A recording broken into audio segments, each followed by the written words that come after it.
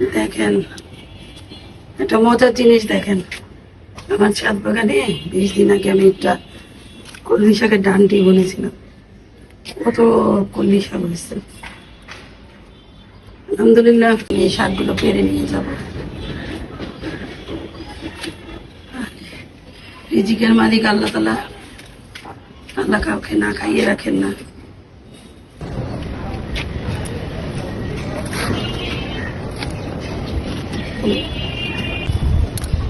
বিসমিল্লাহ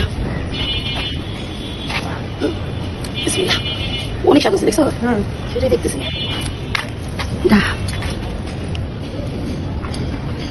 দেখো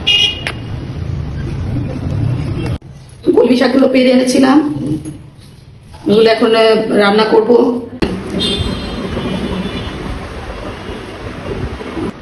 বিসমিল্লাহ, শাকগুলো কেটে নিচ্ছি। আলহামদুলিল্লাহ, রান্না করব।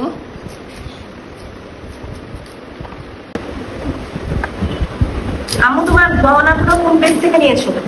ও আমার এই গয়না, এটা গোল্ডের। এই গয়নাটা আমার তাজ ফ্যাশন অ্যান্ড বুটিক্স এর পেজ থেকে নেয়া, আমার নতুন ব্যবসা প্রতিষ্ঠান তাজ ফ্যাশন অ্যান্ড বুটিক্স। কেমন হয়েছে গয়নাটা? খুব সুন্দর। শাকগুলো ধুয়ে নিব। চলেন শাকগুলো ধুয়ে নিই, কাটা শেষ করলাম।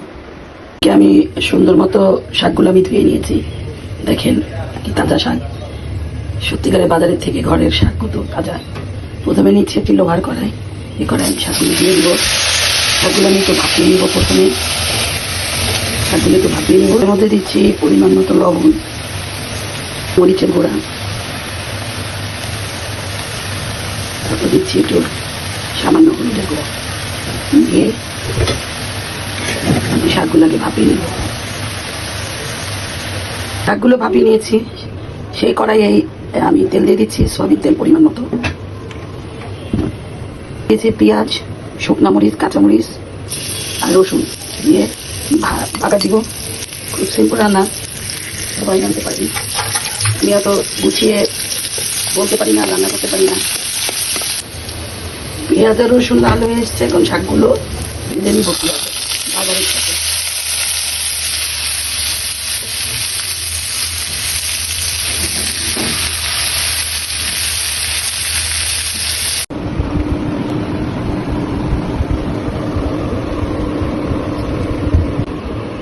প্রথমে বেগুন নাও,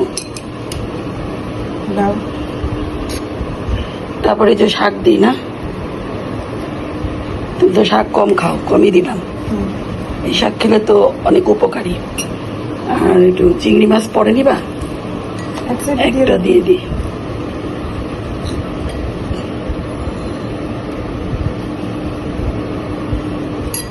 আমার মেয়ের ক্লাস করাতে যাবে, ওর একটা একাডেমি আছে, জলতরঙ্গ একাডেমি, ওইখানে ও পরিচালনা করে, ও নিজস্ব এটা একাডেমিটা। তাই ভাবলাম ওকে আগে খাওয়াই। কেমন হয়েছে শাকটা? নিজেদের বাগানের শাক। সবাই আমার তাজের রান্নাঘরের জন্য দোয়া করবেন, আমার পরিবারের জন্য, আমার ছেলে মেয়ে, আমার পরিবারের জন্য দোয়া করবেন। আজকে এখানেই শেষ। আসসালামু আলাইকুম।